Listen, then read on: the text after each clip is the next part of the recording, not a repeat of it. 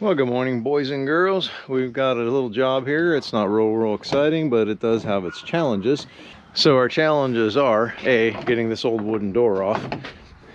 It's got the hex heads in there. He's trying to get them off. And after we do that, our other challenge was this siding.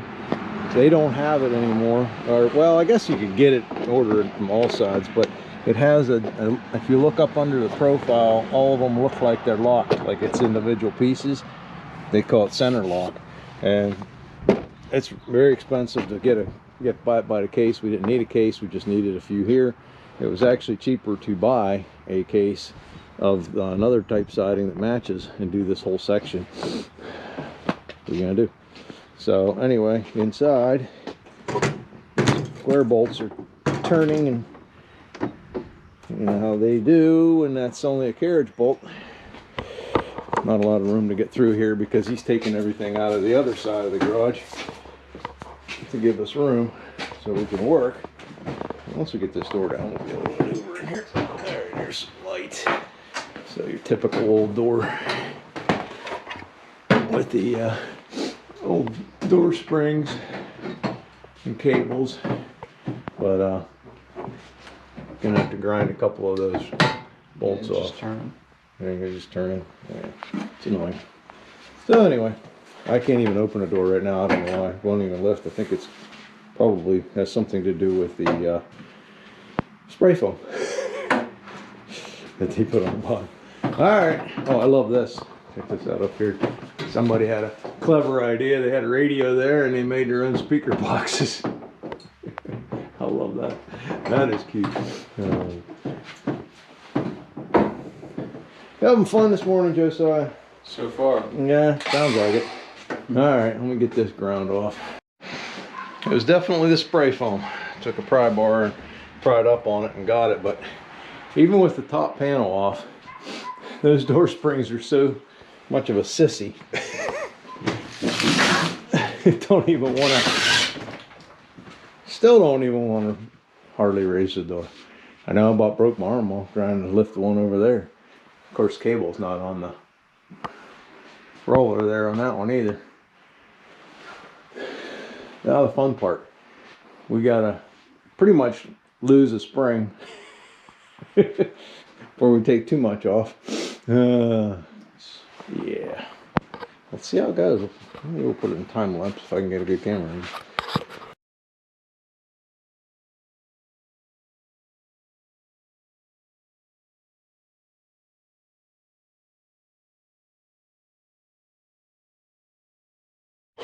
Did I scare you? A little bit.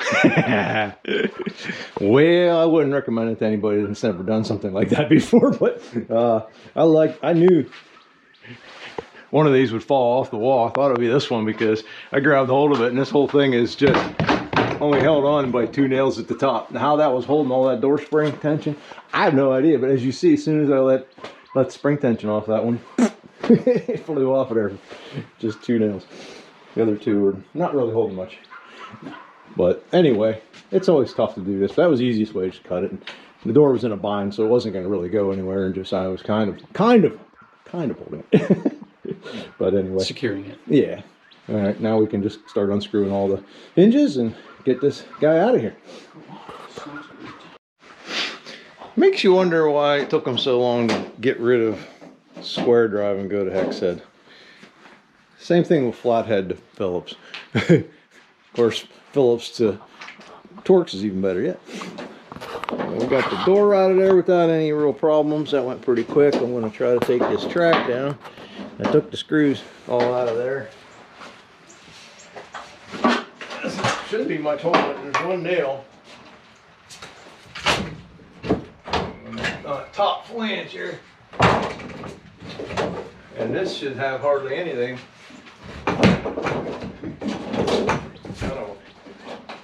Afraid to get carried away with that.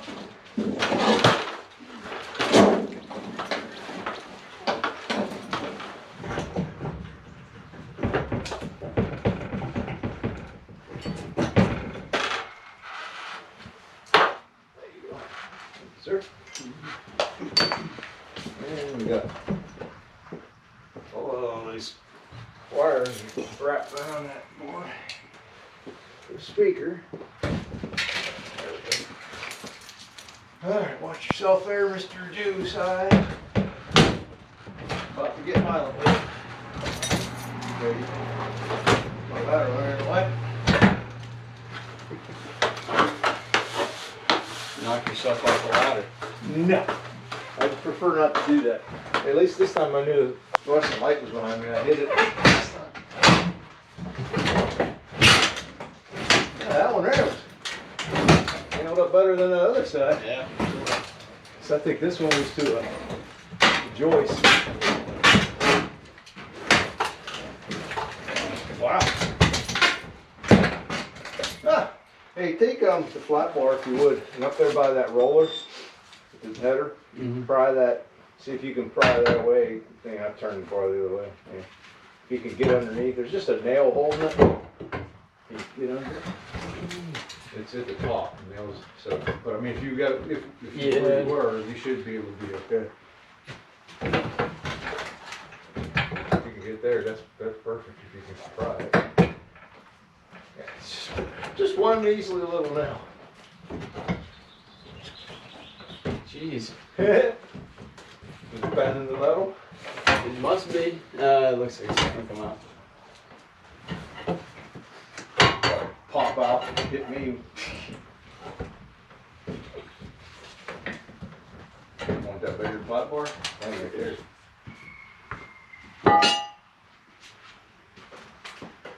Fun. Door came down easier than that. Yeah, really. Now you're losing the leverage because you're so far under it. There you go. Alright, and you grab it, let that go and grab the track. Hold down the track. Bring the bottom out. There you go. That's what I want.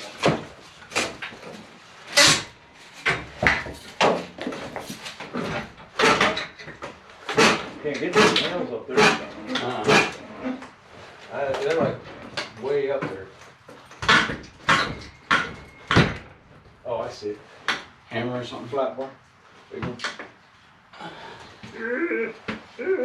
Go get you, Art.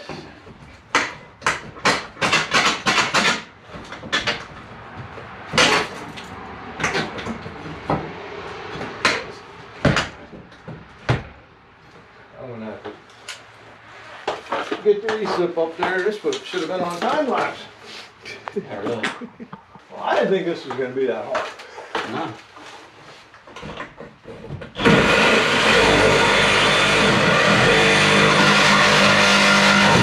Can't get to it. I think there's another one there.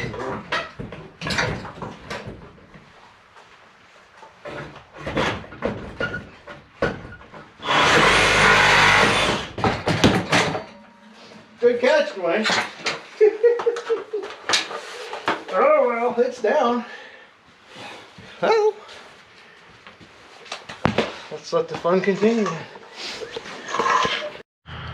Getting her stripped off. They made some nice trim. All right, so Josiah, what did I just show you how to do that? Little trick to the trade here. The siding was stuck.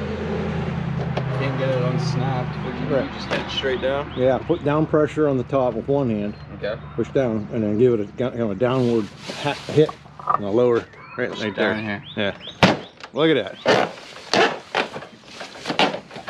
This is, I said that's all side center lock. Let me see it. Oh, there's one right there. Center lock. Yeah. So here, let me show them how this differs. This really does lock well, but that looks like a lock, and that's where theirs differ from everybody else's siding. So you can't blend it. Now you got the trick. I got the trick. You'll be done pretty quickly. Hope so. Well, still got to figure out where I'm going to break this at.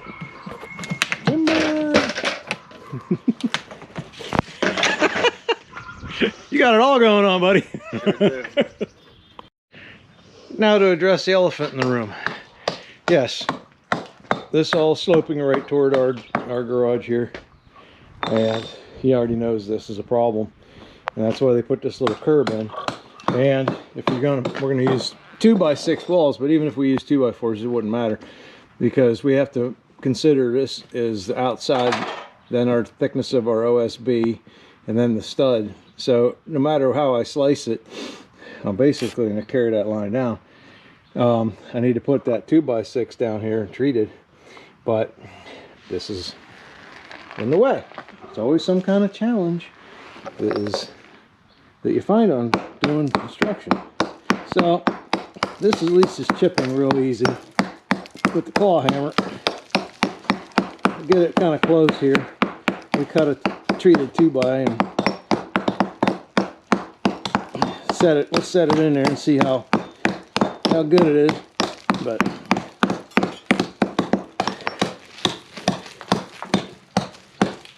I think we'll get it. But anyway, we talked to the homeowner. Before we even started this project, already knows this is a problem with moisture and stuff like that. He's going to. Okay, so I don't know, that was like the third time today the batteries went dead. It's really cold overnight and left it in the truck, and these GoPro batteries hate the cold. Anyway, so yeah, he's going to build this all up with 2x4s and ply and make a nice floor out of it. And out here, he knows he has to do something to get rid of this water. I mean, I'm a lot higher here. Once you put a drain or something, drain it around. So we really don't have to worry about that just right now. That's going to be on him. He already knows, I guess, got some kind of plan. So anyway, we're just going to try to seal it up best we can. Well, I think that worked out pretty good. I got treated boards there, and I wanted to go double high because if he's going to raise the floor up, we want to be higher than that. So that gives us 3 inches in here, and then the door sitting on top of here, but the whole wall will be up. If he lays 2x down and builds the floor up, he'll still be a little bit below this or close to it. And yeah, that was old trim off of the garage door on the top. I just cut it down and made it fit. So that works. So I think what I'll do, I was going to change the header out, but I think instead of going through all that mess, since it's only where the door is, we'll go ahead and run studs in here, and then we'll just cut out a little bit right where the door goes, because we have to go a little higher. Be a little easier, a little less traumatic. So coming along, but you can see how I have it lined up so that I have about the thickness of a piece of OSB to lay in here, and it should come pretty much up to my foam. Then I have house wrap for the outside of that area instead of the fan fold. All right, let me stud that in. Got her framed up, door installed, tie back wrapped on the outside, a little tape and some siding, and should look good. So we decided to go with our double J right here under there where that drops down, kind of make a differentiation between the house and the garage, and I think that will be the best solution here. It looks like it just comes straight down. And so now we're gonna have to do our math and figure out, we drew a line where our siding started here, or our siding started over there, and we chalked it here. So now we'll have to do some reverse engineering to see whether or not we can use a starter with a full piece or a J-channel. That's what we're going to do now. Well, Josiah, it's quite obvious that we're going to have to use J-channel at the bottom and cut the bottom, because here's where our seam would be, and we only got that much there. So reverse engineering it, stepping it down, we realize we've got a sliver. It is what it is. Alright, well, get some J-channel down there and do it and cut a piece. Got that lining up really slick. I'm really happy with that. Color match is pretty decent too, considering you got faded siding but not faded siding. So basically, let's take a piece of siding and know where that hook's going. I mean, you can measure it, but sometimes it's not so accurate. Anyway, and then just measure my bottom, how much I want. And we'll cut that much off the bottom of the piece he's making. And that should line up. I always get a little bit nervous when I get to the top to make sure I get over and it all lines up. But we checked that was level. We also measured up from the top down, and it's the same. So our piece is going to line up across the top. One nice thing is with siding, you can shuffle it just a hair each row if you had to get it so that you know, like I get up so far, and then I check my measurements from top down to make sure it's all going to be the same, that top cut, so it doesn't run crooked and look stupid. So I hope that makes sense. All right, well, let's cut that piece and see if it fits in there.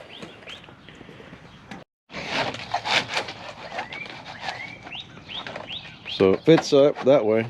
Another way you could do it is you could always just tape measure. You can hook it here and tape measure from here to here and cut that much off. Either way. Well, there you have it. All done. Worked out really well. We lined it up so well. That top piece is the original top piece. I was able to snap that in there. It fit nice. And then since they don't have any finish trim, we ran solar seal on the hook. Solar sealed it up, but you can't even tell. I got just a couple trim nails in it too to hold it up because I don't trust it. So that should be good. But yeah, we lined everything up so good we were able to reuse the same piece. I love it. But I think that was the right call. Divide that up right there, and I got, you know, looks pretty good considering that it's not balanced, you know, from a garage door to a man door. But taking it all in together is aesthetic, and I always have a car parked here. Anyway, all right, well, get these loaded up and we're out of here and on to the next one.